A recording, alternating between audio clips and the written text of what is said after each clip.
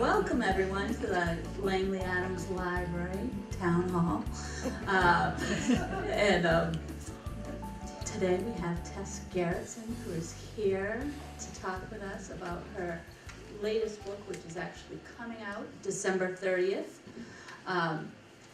This whole project came about because of our Mystery and a Cup of Tea book group, Reading Harvest, and thought we would try to contact Tess, and fortunately and luckily she decided she'd come, so it was a wonderful thing. And so just a little bit about Tess. In 1987, her first novel was published. Call After Midnight, a romantic thriller, was followed by 8 more romantic suspense novels. She also wrote a screenplay, Adrift, which aired as a 1993 CBS Movie of the Week starring Kate Jackson. Tess's first medical thriller, Harvest, was released in hardcover in 1996, and it marked her debut on the New York Times bestseller list. Her suspense novels since then have been Life Support, Bloodstream, Gravity, The Surgeon, The Apprentice, The Sinner, Body Double, Vanish, The Mephisto Club, The Bone Garden, The Keepsake, Keeping the Dead Ice Cold, and The Killing Place are the UK titles. The Silent Girl, and now Last to Die. Her books have been translated into 37 languages, and more than 20 million copies have been sold around the world. In July of 2010, TNT premiered its new series, Rizzoli and Isles, based on the best-selling series by TessGerritsen. Boston detectives Rizzoli and medical examiner Maury Isles, good friends and sometimes partners, together solve crimes and bust some of Boston's most notorious criminals. As a novelist and doctor, Gerritsen's specialty is in translating complicated medical science for lay readers. Her books have been top 5 bestsellers in the New York Times and abroad. She has won both the Nero Wolfe Award for Vanish and the Reader Award for The Surgeon. Critics around the world have praised her novels as pulse-pounding fun, scary and brilliant, and polished, riveting prose. Publishers Weekly has dubbed her the medical suspense queen. Now retired from medicine, she's writing full-time. And her next book is coming out December 30th, Die Again. I'd like to welcome TessGerritsen.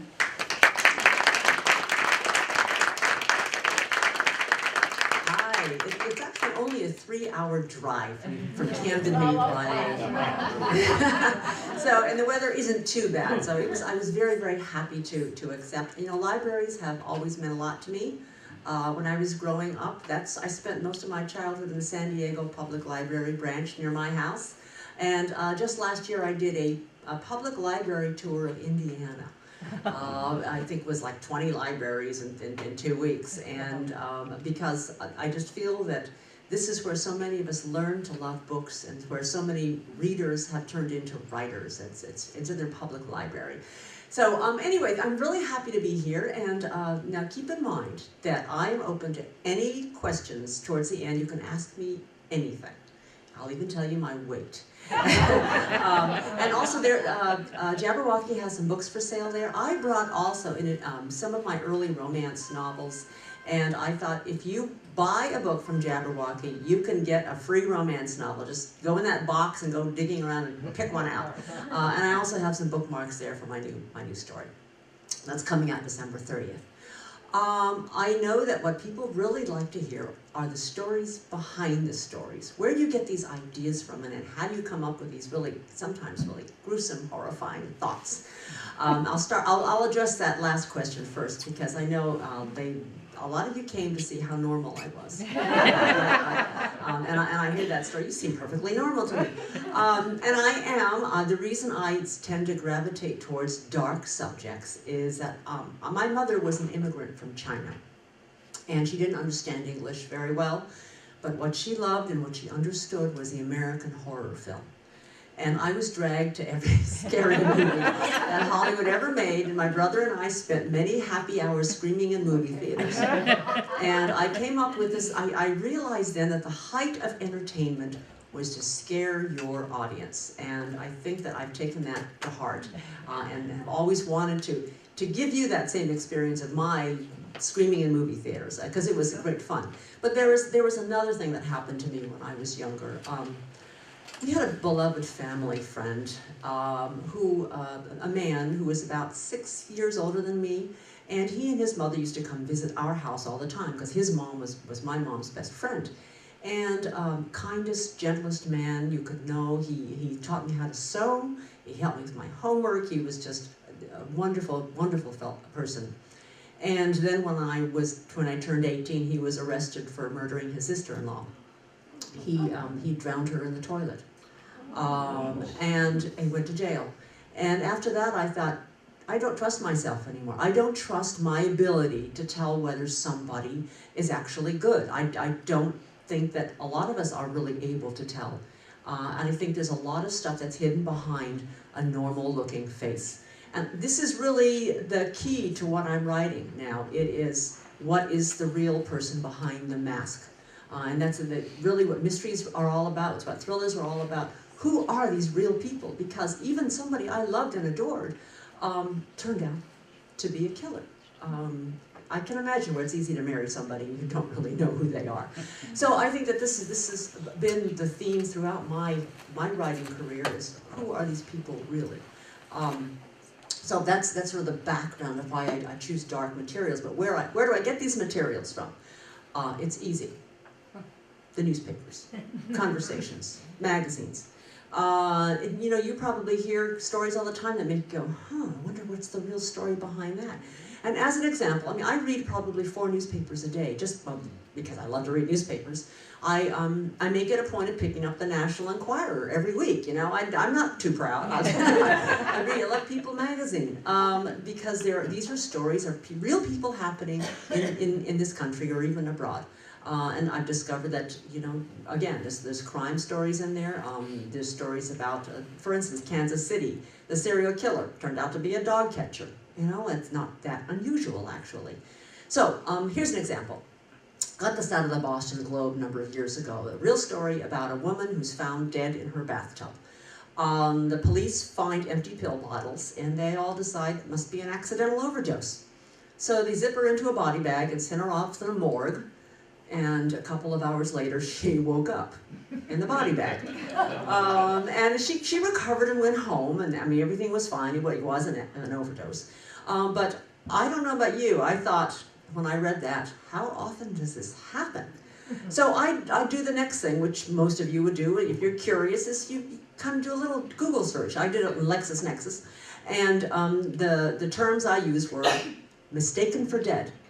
And I found story after story after story of people who had been mistaken for dead. There was a kid who was, his death certificate had just been signed when the nurse noticed he was breathing. There was a young man found who got hit by a car in Atlanta, spent the night in the morgue refrigerator before somebody heard him moving. My literary agent who grew up on Nantucket, when I told her these stories, she said, "Oh, that used to happen on Nantucket all the time." I said, what? She said, in Nantucket, apparently, they had a nursing home, and the medical director, the doctor who was in charge of declaring you dead, was deaf. So they'd call him up and they'd say, "Mrs. Jones appears to have passed away," and he'd put a stethoscope on Mrs. Jones's chest, wouldn't hear the heart, and send him off to the morgue. And 3 people woke up in the morgue in 1 year. So Nantucket used to call its morgue the House of Rejuvenation.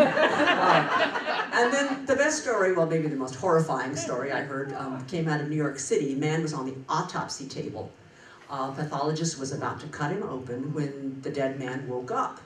And the pathologist was so shocked he had a heart attack and died. So, these are the stories you think, wow, it happens. What do I do to turn this into a book?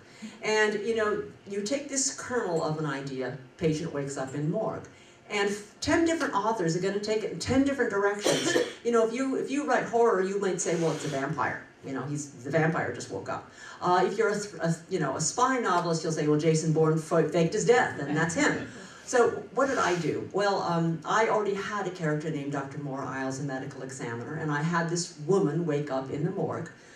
Maura hears a noise, she zips open the body bag, woman's eyes pop open, Maura goes and calls 911, and they send this woman over to the hospital for her to recover.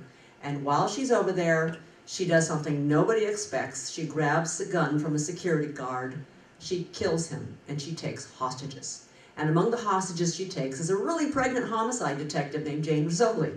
So it becomes a hostage crisis. So that's the direction I took it in, but you get any writer and they're all gonna take it in their own personal direction. That's where the art of storytelling comes in. We all have the same ideas hitting us all the time because we're all reading the same newspapers, but you can take the same idea and make it something really, really special.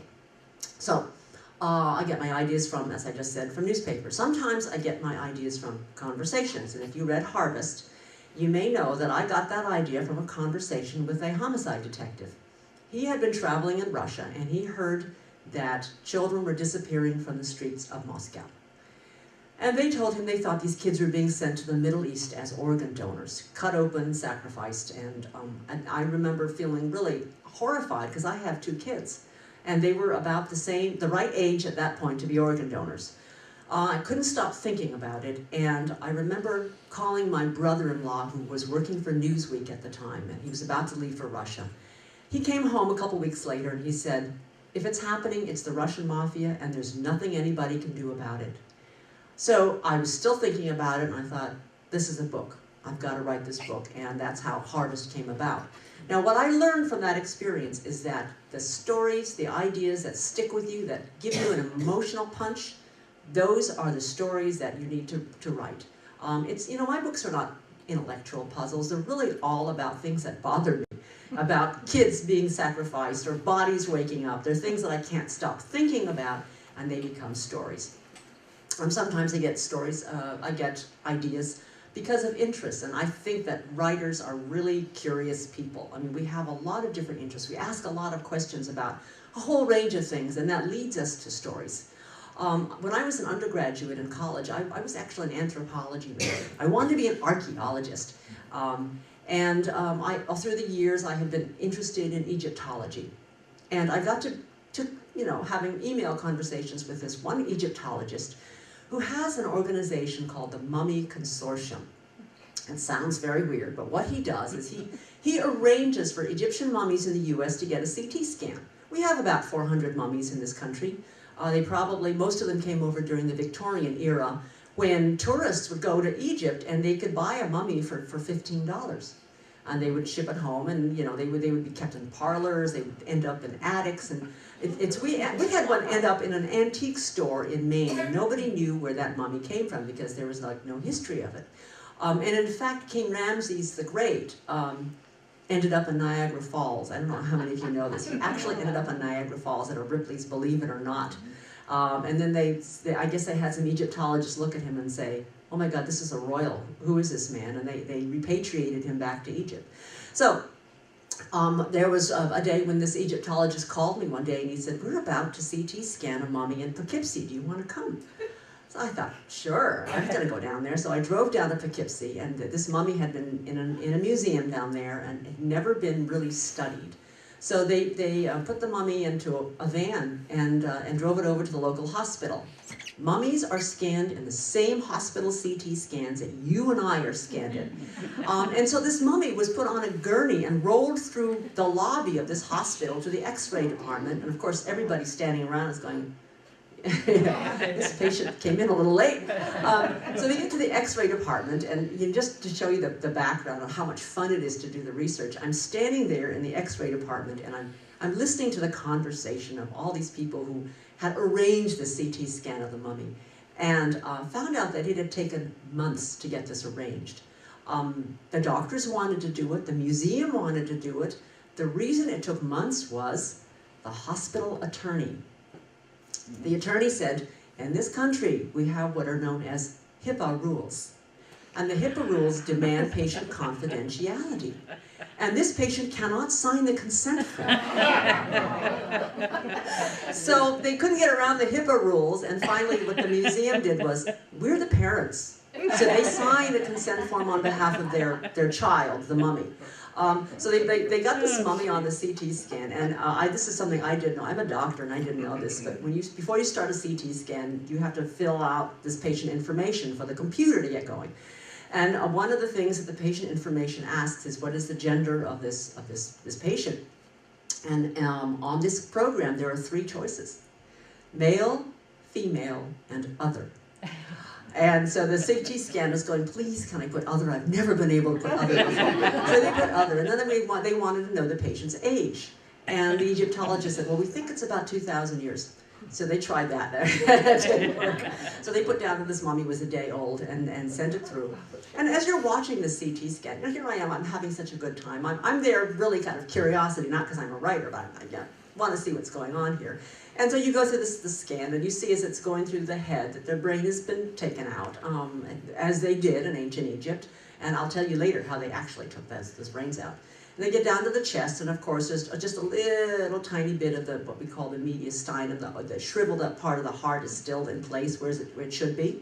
And then all the abdominal organs had been removed and wrapped in and dried out and wrapped in linen and were put back into the abdomen. And then we get down to the thigh, and this is where everybody went, oh, because nobody knew anything about this mummy. He was still wrapped up. I mean, he'd never really been examined before. He had a thigh bone that was cracked. I mean, just snapped in 2. And we all said, oh, well, maybe this is the cause of death, because there was no sign of healing. This mummy fell off a horse, or had some kind of a broken thigh bone and bled into his thigh, and that's why he died. So anyway, while I'm watching the CT scan, the writer's mind is always going, and I'm thinking, what if we saw something that nobody can explain, something that nobody is expecting? What if we saw, deep buried in the muscle of this dead person, a bullet? What would you think about that? I mean, obviously it's not an ancient mummy anymore. It's a modern murder victim, and somebody's mummified it. So that ended up turning into a book, and it was because I was curious. I wanted to go watch a CT scan of a mummy, and this idea came about. Well, there's a coda to the stories. I wrote the book. It's called The Keepsake. And I became friends with another Egyptologist named Bob Breyer, and I told him about my book, and I said, yeah, I don't think this has ever been used before in fiction, modern day murder victim turned into a mummy. And he said, well, maybe not in fiction, but it's been done in real life. Turns out that Dr. Breyer was called to a museum in India. And the Indian museum said, we were about to buy a mummy from a private dealer, and we've seen the mummy, and it really bothers. There's something wrong with this mummy. Can you come and take a look? So Dr. Breyer flies out to India, looks at the CT scan of the mummy, and he said, oh, first of all, it's a really bad mummification job. It was not done well. But the thing that really bothered him was it was a young woman, and her teeth had been pulled. And he said, this would never be done in ancient Egypt. So his diagnosis, and he called the police, he said, I believe this is a modern murder victim. And they pulled her teeth to hide the fact she had had dental work. And it did turn into a homicide investigation. And I think I remember him saying it was a family who had killed a female member. It was an honor killing. And then they thought, well, let's make some money off her. So they tried to mummify her and sell her to a museum, which is like the weirdest thing ever.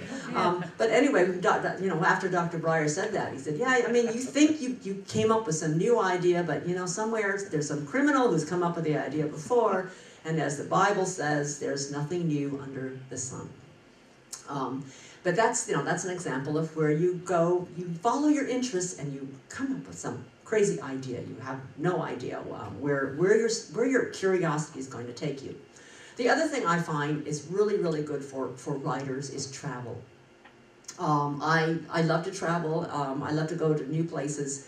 And a couple of years ago, my husband and I went on safari in South Africa. We went to a lovely lodge, and every day there were game drives. And I don't know how many of you have ever been on safari, but the one thing they tell you when you land in your bush is they say, when you're in the Jeep, don't get out. Stay in the Jeep. Because if you are anywhere near a dangerous animal, if they see you in the Jeep, they think you're all one big animal. They won't bother you. But once you get out, they see that you're prey and they can attack. And as an example, our bushranger, he said, a couple of months before at another lodge, there had been 2 tourists from China who did not understand the instructions. And they went to look at some lions, and these two tourists jumped out and to take pictures, and the lions killed them. And that was, it was emphasized to us that we must always follow the guide's orders, and we must also always stay in the Jeep. So in the evenings, he would stop at a clearing, and we'd get out and have cocktails. It was a very civilized safari.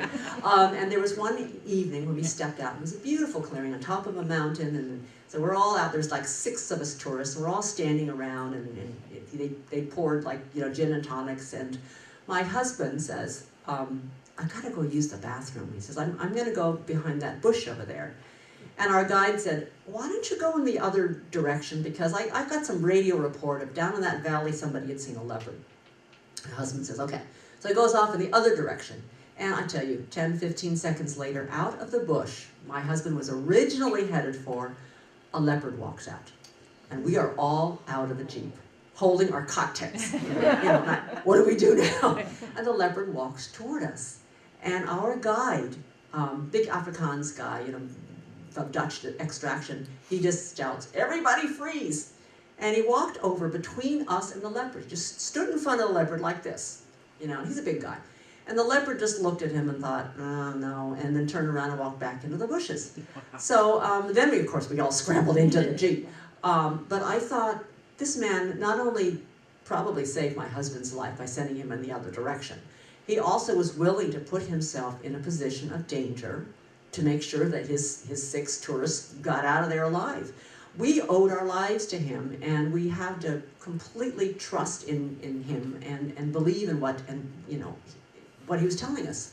And then, okay, now the thriller writer's mind comes in, and I thought, what if he's not who he said he was? What if the guy who met us at this remote bush strip is an imposter, killed the real guide, and he's just come to pick up his Jeep of new victims? Because this is what he does. So that was kind of what started the idea for Die Again. I was going to read a little bit of it, but you know what? I think I'd rather just kind of talk and answer questions, unless you want to hear some later. So I started with this idea of a group of tourists go into, I use Botswana because Botswana is really much more remote and wild. They go for the safari of a lifetime. They fly in from all over the world, they show up in the bush, and they're never seen again. And then 6 years later in Boston, a series of murders is happening, and they seem to be related to hunting. And Jane Rizzoli and Maura Isles finally followed the clues and realized it all relates back to these missing tourists back in Botswana 6 years ago. And they have to find the one person, the one woman, who may be able to know the answer to all this. So that's the genesis behind Die Again. And it's something I picked up overseas. Wasn't really thinking about writing a book, but you get into these situations and you pay attention to what you're afraid of, and that becomes the story. Now I know some of you watched the TV. How many of you watched the television show? Okay. Well, I'm going to talk a little bit about Rizzoli and Isles, which has just been renewed for its 6th season. Some years ago, I got this call from a Hollywood producer named Bill Haber, and I didn't know who this guy was, but he said, "I've been reading your books, and I love your girls, and I think they belong on television." So he wanted to option the rights to turn it into a TV show, Rizzoli and Isles. And I've sold almost all my books to Hollywood, but nothing ever happens. Or if it does happen, I don't find out about it until years later. I'll talk about that too. So I said, okay, well, we'll do an option. So he optioned it. I signed it. I got the check. It was good. And I walked away and I forgot about it. And this is the key to staying sane, I think, when you deal with Hollywood, is to cash the check, walk away, and forget about it, because the chances are nothing will happen. So a year later, Bill calls me up and he said, we've got a really good screenwriter named Janet Tamaro. She's written a pilot episode, and we're going to take it to TNT. And I thought, fine. And then I just didn't even think about it, because I'm of the opinion that things always fall apart. I guess I'm really pessimistic when it comes to Hollywood. Things always fall apart. So then a month later, he said, TNT has approved it. Now they want to go look for the cast. And I said, okay. Again, still pessimistic. And then he called me and said, we have found our Jane Rizzoli. Well, let me describe Jane Rizzoli from the books. From the books, Jane is, she's got like frizzy hair, she's short, she's frumpy, she's not particularly attractive, she's mad all the time because the men ignore her and they always look at that gorgeous woman, and Jane's smart, but she's also a little prickly. Basically, she is an ordinary looking woman. And he said, Jane Rizzoli is played by Angie Harmon. You know, I've seen Angie in person. She's more beautiful in person than she is on television, I swear. So I thought, okay, so Jane is no longer ugly. Jane is now beautiful and 6 feet tall. And then they went to cast the part of Maura Isles. Now in the books, Maura is, in my mind, she looks like Catherine Zeta-Jones with kind of a, you know, bobbed hair, very serious and very dark. And they tried a lot of actresses on screen tests, but they found that there was one who had chemistry with Angie on screen, and that was Sasha Alexander. So when they decided to write the scripts, I remember Janet Tamaro saying, who do you think your characters really are? I mean, she said, I read these characters and I feel that Maura Isles has Asperger's syndrome. And I thought about it, I thought, you know, you're kind of right, actually. I hadn't really put her in a category, but I think you're kind of right. And she said, well, here's the other thing I want to tell you, and I believe it's true. She goes, you have really written about Captain Kirk and Mr. Spock. And I thought about that some more, and I thought, oh my God, she's right. Because Jane Rizzoli is Captain Kirk, you know, full of vim and vigor and follows his instincts and just kind of leads by emotion. And then there's Maura, who believes in science, who's much more like Mr. Spock. And I think that was the model they were kind of going for when they started the first season's episodes. So I was first of all, I was very surprised that it went to pilot at all. I was shocked when it was picked up to be a series, and now 6 years later, it's like, wow, I can't believe this really happened. The exciting news is that it's going to go in syndication next year, so you'll be able to see it on the weekends on CBS now. You don't even need TNT anymore. But that's sort of the history behind Rizzoli and Isles, and who knows how long it's going to go. And I want to leave time for questions, but I was going to just address one more thing, because I know there's some copies of Gravity over there. How many of you heard about my lawsuit? Okay, a few of you have heard about my lawsuit with Warner Brothers, which was very painful, because Warner Brothers also produces Rizzoli and Isles. People ask me, what is your favorite book? The book that you love the most, the book that you're proudest of, and I always say Gravity. I wrote that in 1998. It was published in 99. And in 99, I sold the film rights outright to a division of Warner Brothers. And the book is basically about a female medical doctor astronaut who gets stranded aboard the International Space Station when the rest of her crew is killed through a series of accidents. And she is not allowed to come home. She's left in quarantine because a biohazard has spread on the space station. New Line Cinema bought it. They got a good script out of it. And in the process of developing that, I wrote an extra 14 pages because they weren't happy with the third act of that script. They said it wasn't exciting enough. So I included some scenes where satellite debris destroys the International Space Station, and my female astronaut is left alone drifting in space in her spacesuit. Okay, that film never got made. And then about 10 years later, here comes the movie Gravity, which has a lot of similarities. And I thought, well, you know, there are such things as coincidences. I'm willing to let that pass, until I got some information just this last February that the person who was hired to direct my film in the year 2000 was Alfonso Cuarón, the same person who wrote and directed the movie, Gravity. So that's when I thought, now this is no longer a coincidence. We have the same man who wrote the movie, who was supposed to direct my film about 10 years earlier, and now claims that it's entirely original. He's never heard of me. So that's the basis of the lawsuit. But the film Gravity, the book Gravity, I just want to talk a little bit about that, because it is my favorite book. And again, just a little bit about research and how I go about my research. I write about topics that are not necessarily my background. I mean, I have science in my background, but I also explore things that are really not in my own sphere of familiarity. So I got this interesting idea because of an accident aboard the Mir space station. This happened, I think, in '97. I don't know how many of you remember when Mir was still up there. There was an accident when they tried to do an experimental redocking with a resupply module. It went awry. There was a collision.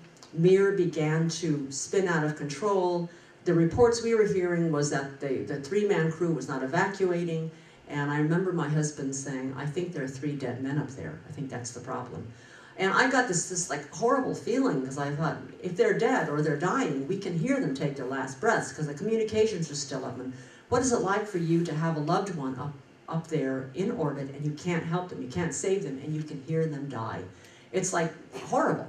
And the same scenario happened not around that same time of the mountain climbers who died up in the Himalayas. Remember that movie, not the book, Into Thin Air by John Krakauer? Yeah. That was the situation. Climbers go up, weather comes in, they all know they're going to die. They cannot be rescued. And one of them takes out his satellite telephone to call his wife to say goodbye.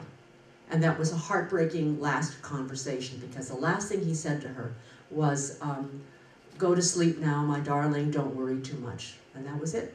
That was the last she heard of him. And I remember thinking about that and really feeling so tearful about the bravery of this man. And it was the same situation that was happening aboard Mir. I thought, here are these people who are dying, and what about their loved ones? You know, what is it like to be somebody on Earth who can't save them? So I pitched this story to my editor. I said, you know, I really want to write a book about the last goodbye. And I'm going to put it aboard the International Space Station because Mir was about to come down. And at that point, ISS had not really been launched yet. It was like a couple years into the future. And she said, great, this sounds like a good book. Go ahead for it. Go ahead. And then I thought, oh, shit. Now I have to know what I'm writing about. Aside from following the space program and having known Sally Ride in college, I mean, what do I know about space? I know as much as anybody who reads the newspapers. So then I had to embark on 5 months, at least 5 months, of nothing but research. And that, it started off with just reading about astronaut training and ISS and the shuttle program. And luckily, NASA at that time, this was pre-9/11, NASA had everything up on their website. I was able to download 2,000 pages of their shuttle and ISS manuals, operations manuals. So you could find out, you know, if you want to get this little rocket over here to fire, this is the button you push. You know, this is everything. And then, but then you get to the point where, okay, now I know how everything is supposed to go right because this is what the manuals say. You do this, you get this to happen. How do you make things go wrong? I don't know. So now I needed to talk to somebody. And I picked up the phone and I called Johnson Space Center. And the conversation went something like this. I called their public affairs officer and I said, hi, I'm a thriller writer and I'm writing a book about a disaster aboard the International Space Station. Can you help me? And he said, tell me what goes wrong in your book. And I said, well, the whole crew dies except for my heroine. And he said, do you know the purpose of my office here? It's to make our organization look good. He said, tell me what else goes wrong in your story. And by this time I'd sort of plotted it out and I said, well, a shuttle crashes on landing, killing everybody aboard. And he said, I don't think that NASA wants to cooperate on this. And I said, wait. Everything that goes wrong in this story is not your fault. NASA does everything right. And he said, well, whose fault is it? And I said, it's the military's. And he said, when would you like to come? Because one thing my research does, and this is my anthropology background, is I look into the culture of the people, the tribe I'm about to enter. And the tribe of NASA is that most of these are civilian engineers, civilian space nuts who grew up on Star Trek and Star Wars. And there is an inherent tension between them and military. NASA believes, like Star Trek, space is for all of mankind. Air Force thinks it's for our killer satellites and nobody else's. So, you know, there's that tension, and there's also the dollar tension. They are fighting for the same tax dollars. NASA thinks that we should be using our money for research. Military thinks we should be using our money for warfare. So that really helped me, you know, understand what the mindset was of these. I wanted to write about civilian NASA. So I get down to Johnson, and you drive into their parking lot, and the first thing you look at around is you see the people who work here. by their bumper stickers. And the bumper stickers are all like, beam me up, Scotty. You know these people. They're my people. I mean, I grew up with them in Star Trek. So I spent a week there, spent a week at Canaveral. I was able to talk to engineers about, my mission there was, how do I make things go wrong? How do I make a shuttle crash? And, you know, of course they're engineers, they think they've thought of everything, and they say, well, you know, we have backup system after backup system. We don't know how you can make a shuttle crash. So then I said, well, okay, here's a scenario. Everybody on the crew is unconscious. Can you land that shuttle? Because I just assume that everything's computerized. They should be able to do it. And the flight director kind of paused and he goes, no, we can't. So that is actually our worst nightmare, is that something goes wrong up in orbit. They all die, we can't bring it home, and it's a flying coffin for months. And it's a reminder that we've failed. So I said, well, why can't your computers do it? He said, because you need a physical hand. You need a hand to flip 3 switches. One is to flip the switch that starts the deorbit burn to get it out of orbit. And then as it's coming in, you need somebody to flip another switch to launch what they call their air data probes to help the shuttle, you know, line up on the runway. And then he said, and then there's a final switch to lower the landing gear. So my scenario was that my shuttle was going to crash on landing, and my astronauts needed to be intact enough for an autopsy scene, which I was planning after that. So I told him, you just answered my question. My crew goes unconscious between the 2nd and the 3rd switch. Shuttle is there, about to land. Nobody lowers the landing gear. It crashes, but it's not such a horrific crash that I don't have intact bodies.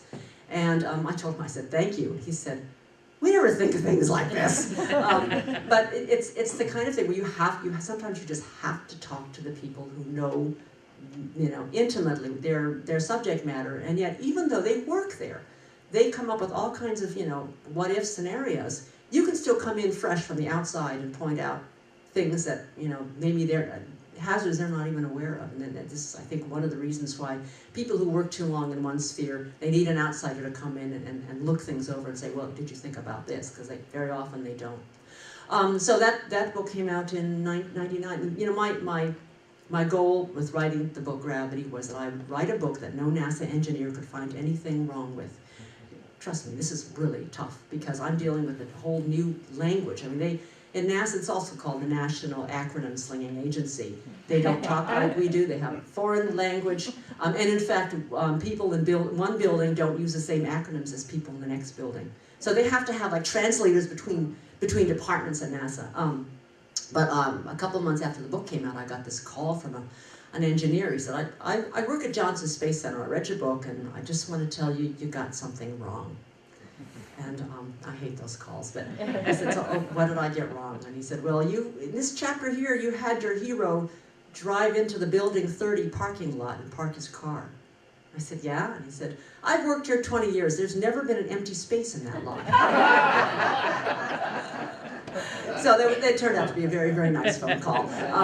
But anyway, that's an example of how, you know, when you write, you're just dealing with so many wonderful ideas and so many sources, and then you get to play and go off to Johnson Space Center and learn how to fly a rocket, and then you get to go to Africa and do this. And so yeah, I just can't imagine really a better profession for somebody who just is curious. And now I'm curious about whether you have any questions. If anybody, you can ask anything.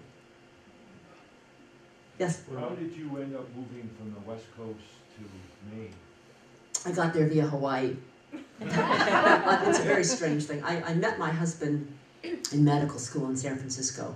And his family lived in Hawaii. So we lived in Hawaii for 12 years, and I got what we call island fever, where you can't stand being on the rock anymore. It was like, get me off this rock. So we went to Maine one summer, and I fell in love with it. It was summertime, first of all. And I just thought this is a great place for a writer. It turns out Maine has a lot of writers. So my dear husband, who is a medical doctor, he's willing to pick up roots, and I just wrote in Maine, and he had a private practice there. So we've been there for 25 years now. Yeah. Oh, yes. Have you used your medical degree in medicine? Oh, yeah. I did practice medicine for about 5 years in Honolulu. But about that time, I also had 2 kids. So I decided I wanted to stay home with my kids for a while, and writing was a great way to combine motherhood with a career.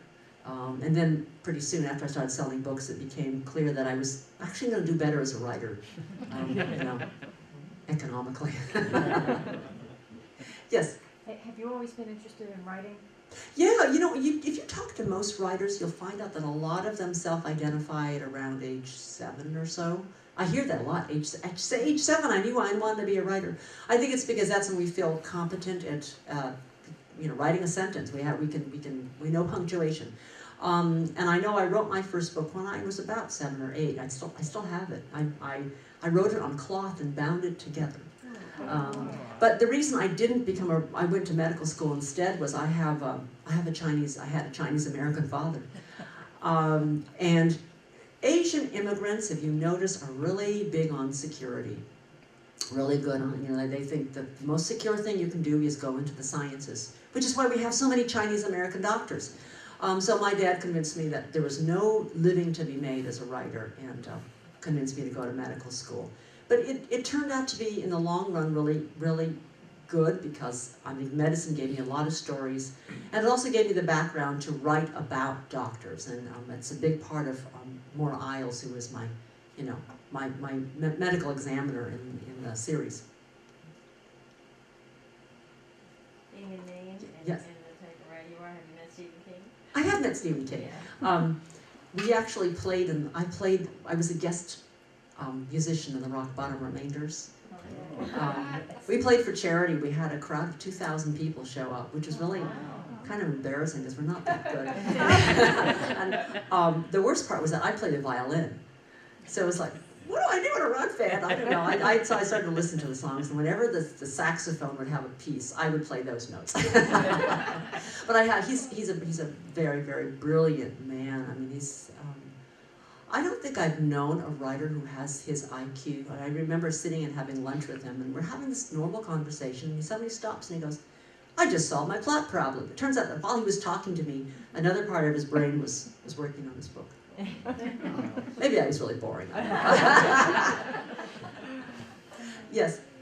What does a writer do for 3 hours? Do you get in trouble when you're driving by yourself? Oh, no, that's the best time, really. If I get writer's block, and I get writer's block all the time. Every book I've ever written, I've had writer's block. About halfway, 2/3 of the way through, because I don't know what happens next. I don't plot my stories out ahead of time, so I get to all these plot problems. And what I will do is, driving in a car is the best way to get through it. A long, long drive. I remember I had to drive in Texas once, and that was a really long drive, like 6 hours in the car. And I was having problems with the book Vanish, about the corpse who wakes up in the morgue. I had started that book where it was a man in the body bag who takes hostages in the hospital, and then I got bored with it. So I was in the car driving in Texas, and I thought, oh, I know how to fix this. Because I realized that the reason it was boring was because who takes hostages? It's always men. It's just like everyday story. But if it's a woman who takes a hostage, now it suddenly becomes like really weird. There's something really wrong with the story, and it was because of that drive that it came to me. And I've heard other writers say that things like driving, traveling on a train, things where you don't have to actively think about something, your brain goes into alpha mode or whatever it is, and that gets you past writer's block. The other universal is hot water. Apparently a lot of people get a lot of ideas in the bathtub. Archimedes did, so I'm not a writer. Yes? Do you like the differences in the series Rizzoli and Isles compared to your books? Well, in some ways, writers always think that they've done the best version, right? And so it was a little bit of an adjustment for me, because I see my stories as much darker. I see Maura Isles as being quite gloomy and almost a depressive person who has a lot of issues in her life. They chose to make the character much happier and sunnier with not a lot of personal crises. And that was something I had to get used to. I think they thought that they were looking more for glamour and for humor in the story. So it's just a different interpretation. But the important thing to me is that other people know these characters now. They know Jane and Maura, and it has brought a lot of new readers to the books. I don't let it affect my writing because I figure there are a lot of my readers who will never watch the television show, and I don't want to make any changes. Yeah. Yes? How long does it take you to write a book, and what percentage of your time do you dedicate to writing that particular book? It takes me however long they give me. It used to be like a year, and lately, as I'm getting older, and I have a grandchild, and I think I've got other things in life, I'm asking for 2 years per book. So it probably takes me about 6 to 7 months to write a first draft, and then it takes me a couple months to revise it enough to where I'm happy enough to send it in. And that also, that year also includes a lot of publicity travel. So, for instance, this year I'm probably on the road, 2 or 3 months just on publicity. So you can see why life gets really crazy.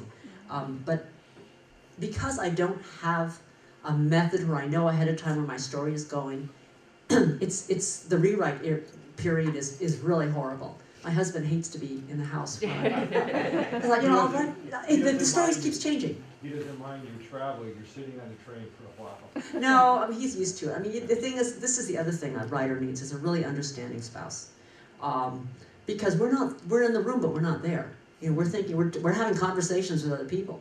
And I remember when I was writing The Surgeon, which was the first book in this series, it was about a serial killer who does horrible things to women.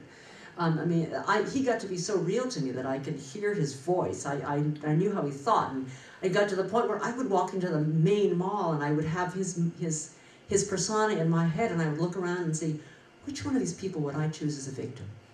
I'd feel like I was stalking. I thought, this is the way a stalker thinks, and I had to think that way because I had his character. So my husband and I would start to talk about Warren all the time. Warren this and Warren that, and ooh, there's a horrible killing on television. Warren could have done that. Or wow, look at this horrible twisted book. Warren would enjoy that. And then we went on vacation in Italy, and there was a big sign outside San Gimignano that said, "Come and visit our torture museum." And my husband said, "You know who wants to go there, don't you?" So we went to that museum because a fictional character was in the back seat demanding it, and we ended up going there. So yeah, that's your spouse has to be tolerant not only of the fact that you are dreaming off in La La Land, but there's a fictional person sitting at the dinner table with you, and he may be a killer. Yes. Finish one book, i.e. before, and you want to go on to something that is not one. What do you have to do to purge yourself? Or do you ever? Yeah, it does. It takes days to weeks of just doing something completely different, like gardening or playing music or something like that. And sometimes you just a book. Okay, the book I'm working on now is not a Rizzoli Niles book. It happened because it's called Playing with Fire, and it occurred to me after I had a nightmare in Venice. I was in Venice for my birthday, and I woke up one morning just like, oh, what was that dream about? And the dream was that I was playing my violin, and there was a baby sitting next to me, and as I was playing this music, the baby's eyes glowed red, and she turned into a monster. And I thought, what the heck is that? What is that story? And then I began to walk around Venice, and I ended up in the old Jewish quarter where they had deported all their Jews to camps, and they all died. And that story, that dream, and that experience, and I came home and I wrote a story about a haunted piece of music. A woman violinist comes home from Rome with a piece of music she bought in an antique store, handwritten, and every time she plays it, her 3-year-old daughter goes berserk and does something violent, stabs her, kills the cat. So this woman has to find out, where does this music come from? Because all she has is a name. And in tracing it back, it turns out she puts herself in danger because it's related to the Italian Holocaust. And so that got me into reading about the Holocaust and finding out that Italy was a really, really different country than Germany and Poland. They were ordered to turn over their Jews, and yet 85% of Italian Jews survived. And because the Italians refused. That the police would call up the Jewish families and say, "I'm coming to arrest you tomorrow," and hang up and give them time to get out. And neighbors would hide their neighbors, and a lot of Catholic Italians got executed by the Germans for hiding Jews. So that whole story just kind of like I was so fascinated by the difference in Italy. And that's the book I'm finishing up now. So yeah, you don't know what's going to happen. I love nightmares, actually. I find that they become very useful. Having a grandchild, have Uh-huh. you ever thought, how old is She's only a year old. she?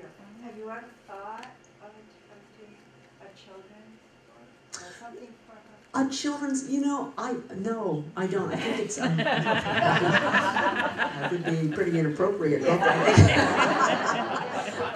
I can see doing young adult because that's pretty edgy, but a children's book, I think that's a very, very specialized thing, and I don't think not everybody can write a children's book. I don't think anybody would want to buy my children's book. Yes. You never thought of doing something lighter, because you have a wonderful sense of humor. Yeah, well, I when I started off doing romances, I tried to do a straight romance, and a body always showed up. So I don't know. I think it gets back to the movie theater of horror films, and I just can't get away from it. I guess I could do something sweet, but then at the end of it, I always feel like, well, there's something missing. Yeah, a murder. All right, well, thank you very much. Again, if you'd like to buy a book, you can get a free book, and I'd be happy to sign them. And just December 30th, Die Again comes out if you want to read about safari parties. And Is that a result? yes, it is. It's number 11. Okay.